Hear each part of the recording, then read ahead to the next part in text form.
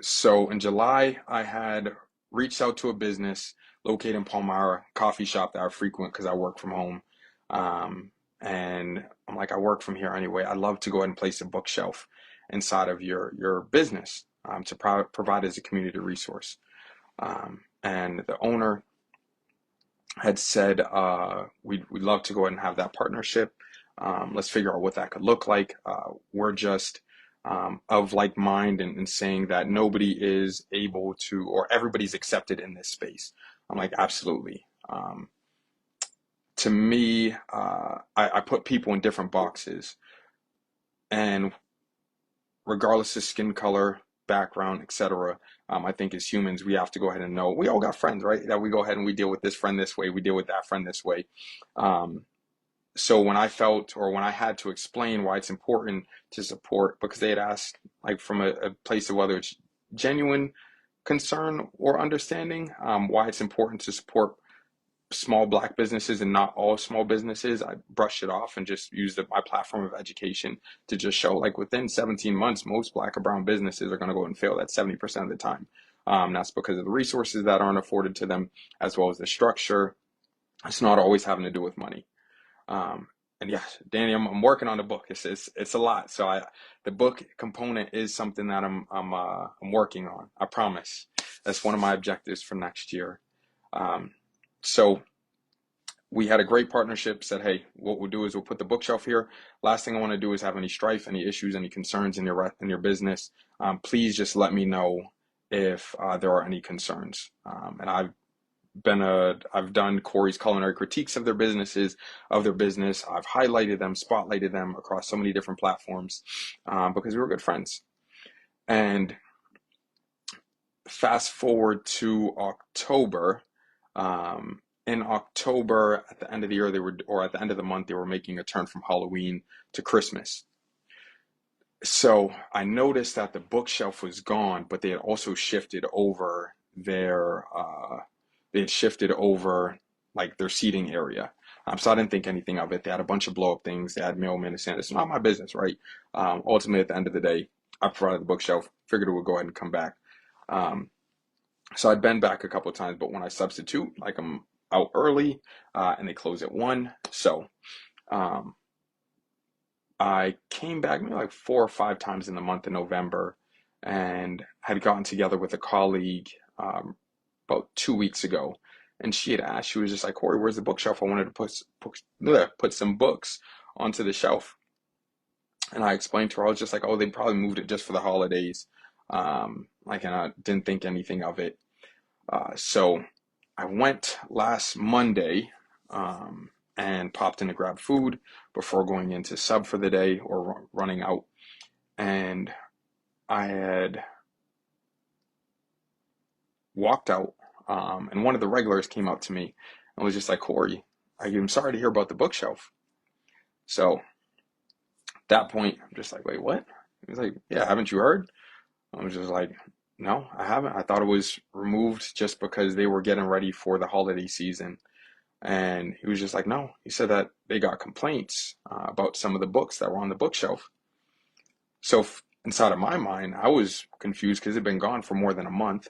And we're friendly, like I said. I would have gladly have removed any books of issue, had any conversations of concern. Um, and via text, phone call, right? This individual lives relatively close to me, town pretty small. Um, so I turned around and I think as I'm going through this live, think it's important that I'm transparent and that I'm fine with being open because that's important. So as I walked inside, I'd gone to, I believe they're a couple, so boyfriend, girlfriend, husband, wife. I'd walk to the woman at the front. She always has, she always takes care of me, always prepares the food, always have great conversation. So I say to her, I said, just say, hey, I'm sorry that the books caused any issue. And and she says, oh, I don't know what you're talking about. Um, you like what do you mean? Me, if I have a business with my partner and a complaint was launched, there is no way on God's green earth that I have no idea what this person's talking about. But that's just my thought process, my understanding. I'm just like, she's like, you have to go ahead and speak to Darian, who's her partner. So I'm like, all right, cool. So I send Darren a text, and at some point, like in the comments, I'll gladly paste the screenshots of the text, or go ahead and can I read? Yeah, I don't want to read them. But they were very respectful. I was just like, hey, if there's any questions, any problems, any issues with the books, I will gladly go ahead and remove them. I was just like, I wish that there was some type of communication to be had between us. And individual texts back and says that very base level, everybody's welcome here. We would love to have the bookshelves, but people were offended. The book that was an issue that he said he was relatively very offended by a book called Woke. And the book Woke, let me see. Yes, Rashid, and that was my concern, is just like, why wasn't a conversation had, right? Why didn't somebody reach out to me? Because these books are all donated by members of the community, right? I didn't buy all these books. A lot of these books were donated by community members, by sponsors, by partners. But Woke is actually a really dope book. It is a young poet's call to justice.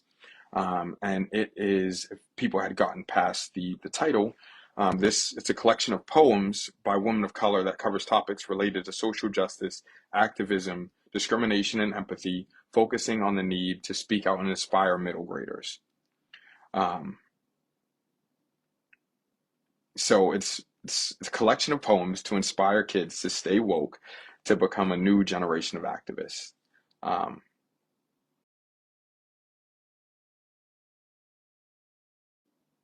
like that, people couldn't get past the title, right? Once again, I live in central Pennsylvania, so I'm well aware that word is going to be triggering for folks. So I screenshot and said, hey, is this the book that caused the problem? And then just told him I'll come back tomorrow to come pick up the books. Um, so Tuesday was the day that I decided to go ahead and pop in and pick the books up. I asked, because my car was too small, am I allowed to go ahead and bring somebody with me? We'll park in the back, move the books, like that'll be it. And just as calm as I'm speaking now is how I pretty much handle all interactions. I don't really have much cause of concern to yell. We're too old for that. Doesn't make any sense. Only ones who could kind of argue against that are my kids when I yell at them. Um, so I go into the bookshop with my colleague to pick up the books. And as I'm leaving, I don't see the book title because it was a really good book. So I'd love to have this book. And the owner, he says, oh, I don't know where it is. All right, so which one can make assumptions as to what happened to the book or where the book went. In my mind, somebody took it or somebody threw it away. So many community members came and brought books to the bookshelf, and so many community members had taken books. So packed up the book.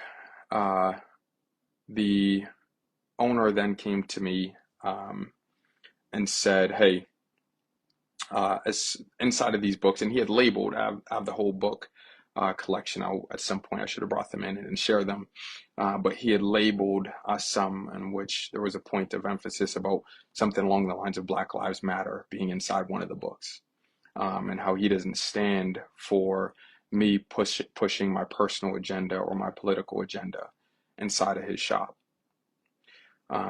Now, I can understand wholeheartedly people's feelings on the organization, but for me, the very base level, um, it just means something different to everybody else. I didn't read every book that was in there. The books that I donated, they weren't political. The books that I donated, they weren't pushing any agenda. The books that I donated were mainly middle grade, early elementary. There were a couple for adults. Um, the books that I donated are all approved for the most part on book lists that have gone to different schools. So I have the box of about 75 books inside of my hand. And my colleague asked him, so when you said, when that your customers got upset about hearing about Black Lives Matter, what did you say? Which to me is a fair question. Just for background, my colleague is a white woman. And she had asked that question. She was bothered and upset in her allyship, and felt as if that's an opportunity for individuals to grow through this situation. And that's when that individual had lost their cool, and began to go ahead and yell at my colleague, to which I calmly asked my colleague to step outside. And this individual had begun to go ahead and yell at me, uh, asking why I brought people to kind of harass him in his place of business, all things that were just untrue. Um, and I just said, this person's an adult. They're able to go and kind of speak for themselves. All I'm here to do is just go ahead and kind of get the books. And if there were to be any healthy dialogue, then that could have been had. So this person continues to yell and shout, and this person got in my face. Um, and at that point, he was still irate, still upset. And that's when he looks at me and, excuse my language, but he says, he said, don't forget, I know where the F you live. Right. Um, so this point, the safety of myself and those inside of my home comes into play. Um, and I still had the opportunity to go ahead and, for lack of better words, blow a gasket, um, to which I didn't, uh, because that's what they wanted. Um, and next thing, I'm holding the books. The individual's still in my face. He grabs the box of books from my hands, slams them on the ground, and the books go all on the ground, right? Once again, hundreds of dollars worth of community resources are slammed on the ground, after I was threatened. Um, so next, I point, because right over his shoulder is his security camera, and I tell him, says, hey, you're on camera right there in your own business. You're not going to get me acting out of pocket. Um, so he grabs the books, and proceeds to throw open the back door. And as he's yelling, his girlfriend had come to the back, or his wife had come to the back, and had acknowledged that it was too loud, that it was screaming. He threw all the books outside. Um, and at this point, still remaining calm as I'm speaking now, uh, I had multiple opportunities to go ahead and escalate the situation, right? But my big mama used to say, God don't like ugly, not one bit. So as he throws the books outside, you want your books? Take your books. Cool. So I go outside. My colleagues outside, see the books everywhere. And then she had mentioned, like, the books that I place here aren't here either, right? People come in, take books. Corey didn't just put all these books here. There was a book about paninis. And I can guarantee you that I did not put a book about paninis uh, inside of that shelf. But no, Danielle, you're right. It does sound like a threat. Does sound like harassment. Um, I just had to make sure I wasn't tripping. So as I'm outside, this individual begins to yell and says, if you slander my business, say one negative thing about my business, I am going to go ahead and make sure I contact the school district. I'm going to go ahead and make sure that I contact these people, within his personal network. Um, that's weaponizing, right? That is what black and brown people have to go ahead and deal with when we speak about weaponizing the police. When you begin to go ahead and threaten my livelihood, because I do work as an educator, and a pretty good one at that, um, I can't take that lightly, right? Um, so this individual wanted me to be silent, which is why I wanted to go ahead and just take some time and go back or reflect, right? Take the proper steps. I'll show you the steps that I took, to go ahead and make sure that everything was done properly based off my advisors, based off my family, my friends, um, and counsel, that nothing I was doing was overstepping. So once I began to film this individual, because he had threatened me, and he acknowledged that, in the video, he began to pick up the books at that point. And then he sent an email just notifying me of no trespassing on his property, which I can promise that I had no plans on going there, right? Um, One thing that I will make a note of is he had called my colleague, um, and he's a white man. My colleague's a white woman. You know, you get someone mad when you call somebody of the same race, ethnicity, racist. So he told her that there was this comedy in that. He called this white woman racist against white people. But yes, sis, I remain calm. I didn't have a choice. Um, I think that, and yes, sis, it was assault. Amy, fortunately, like it's terrible. I don't want anybody to go ahead and go through what I had to go through. I even took a learning approach to it, to my text message that was sent and saying like, hey, learning thing for me, professional development. Maybe when I work with different bookstores, different businesses, I can get approved titles, right? Maybe it'll only be children's book, etc. Because I always want everything to be a learning process for me. So the first call that I made once I left, because I was not allowed to be angry. In that situation, this individual wanted me to get upset, wanted me to see red, and ultimately wanted me to act out. But I called, first call was to therapist, um, and had conversations, was able to go ahead and kind of calm myself down a bit. Second call that was made um, was the next day. Went to the second or third day. I called the police department. I filed a police report. I am not privy to the law of how the whole police report thing works, but I definitely filed a police report just because I felt as if I was assaulted and threatened, um, my livelihood as well as like my persons, right, and my family. Um, Third thing uh, that I did was I sent an email to the school district to go ahead and ensure that the integrity of the district was not being challenged, which I didn't feel that it was, but I just had to go ahead and cover my bases all the way across the board, right? This individual thought he was playing with person A, when in reality, they got somebody completely different. Um, so those were the steps that I took, and then conversations that I had to have with those within my circle. And for my own safety, right? The biggest thing that I want to go ahead and stress is my own safety. And so is not to, everything here is truthful. Upon doing like further research, it even solidified some thoughts and research, like legal research on the individuals involved. Had to go ahead, and I'm not even going to go down the rabbit hole, but I'm happy that I took the necessary steps that I did, to go ahead and say the least, just because of the background that certain persons involved has. Um, so, told me not to post nothing on social media. I've never been a good listener, um, and so that's what happened. The name of the business, I actually own multiple businesses. The Caffeination Station in Palmyra was the coffee shop. Yeah, so definitely my family safety was paramount.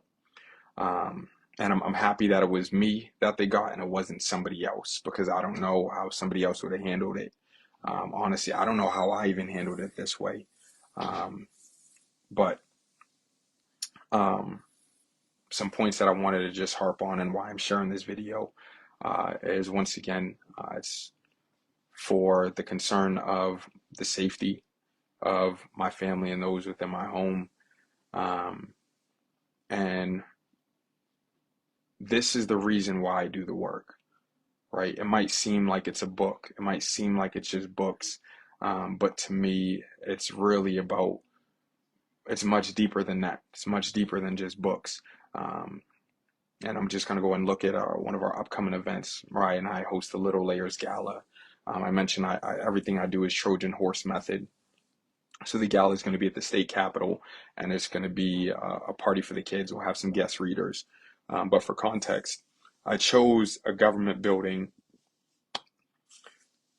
because it's important that individuals, especially kids, black and brown babies, Harrisburg, 78% black, 70% black and brown city, they know that that building is theirs too, right? And all kids, right? Everybody, all the way across the board, know and understand that this building is theirs, and that we can have fun in this building. So we're going to have a fundraising event. We're going to have books that are going to be donated. There's going to be a dance party. There are going to be community vendors, and all community vendors are going to have activities, crafts, etc. Um, it's a Trojan horse method, right? We bring people in, think they're coming in for fun, and they leave with learning how to network, learning some STEM activities, learning how to communicate with outside resources, community groups. Um, so that's the reason for the work. But also, like, I just won't be silenced. Um, like I said, this individual wanted me desperately to be silenced, and had threatened me to the point of my livelihood. And I guess to follow up, I had gone with Dr. Campbell. Dr. Kamika Campbell was one of my advisors, one of my sisters. We met with individuals from the school district. Um, and when we met with the school district, I'm going to go ahead, Rosa. Let me put the link inside of, yeah, here we go. It is March 16th is the event. But Dr. Campbell and I had went and met with the school district, and they had no concerns because this individual had actually called the school district. And when they called the school district, they had slandered my name. They had said, sorry, I'll go ahead and place this. I placed the event inside of the chat. You're right. Keith says the truth is a sword and a shield, and you handled it well because Boom, I knew you needed out here doing the work. So I'm glad nobody eat any bail money. um, but no, in all seriousness, when we met with the school district, it was brought up that this individual had called on Friday and had said that they were fearful that I was going to push my agenda onto our students. I come in, I show up, I follow the lesson plans. You can, for anybody who's from Palmyra, ask your kids, Mr. Dupree, they'll go ahead and probably 90% will say that I'm their favorite substitute. No political agenda is being pushed. I get to be heavily involved, and when you say that I'm unfit to be around children, the first thing, and if he called the school district, then there's probably the belief that he may have shared this amongst other circles, right? But when that comes up, that somebody's unfit to be around children, your mind jumps to other places, right? So at this point, it becomes a different kind of slander and a different kind of defamation. So that's a coffee shop talk. I will not be supporting them or their business. They have multiple businesses, actually, food trucks, coffee shop, and people can do what they want. I always say Google reviews are free. My call to action for my tribe and my folks, let's just get more books, right? This is why what we do, this, you all have donated thousands of books. Thousands of books. Like that's just mind blowing to me, right? That you all have come out of your pockets, your time, effort, and energy, so that babies and adults and everybody has access to these community resources. And I refuse to go ahead and let one business, one person who's well beneath me, in full transparency. That's how I feel. Like I just won't allow myself to be swayed or my mission to be swayed. And anybody who's on here who wants to be connected with anything that I'm doing, please don't hesitate. Y'all know my DMs are always open. Email is simple. It's just layersofblackhistory@gmail.com. I'm always going to go ahead and do the work. So I just ask that you attend some of our events. You could go ahead and learn a little bit more about me, a little bit more about our mission. And I don't say me meaning myself. I mean me meaning my team, because I always stress it's me, not it's we, not me. And Liz, yes, my girl Liz is hopped in. I appreciate you hopping in from DC. We're going to do amazing things in 2024. Danny had alluded to me writing a book. I know some amazing authors who are already inside of this chat. Liz is going to be one of our guest readers at the gala. So I'm super excited. She's going to read her children's book. Um, but I can't say can't stop, won't stop, because that ties up with Diddy and Bad Boy. But what I can say is the marathon continues. And I appreciate you all for watching and for being advocates. And feel free to go ahead and share the video. What I am going to do is I'm going to put a challenge out there for all individuals to go ahead and share the event. So the Literal Layers Gala. Um, as well as share the book link. So that way, the only way we can defeat a system is to go ahead and construct another one that runs parallel to it, so we don't even got to be involved with it. So I appreciate you all. I just had to go ahead and put this out there so that way there was nothing negative. That was, if there's anything that's said about me, it's just not true. Anything that's said about the incident is not true. This is full transparency. There was a post that the business had put up about everybody being welcome inside their shop, and it's apparent that uh, that's not the case. But yeah, I've gone the route myself, as well as this individual. We have, it's like the Spider-Man meme where you point back and forth at each other. We both have no trespass letters against. So I got one sent out, got one sent back.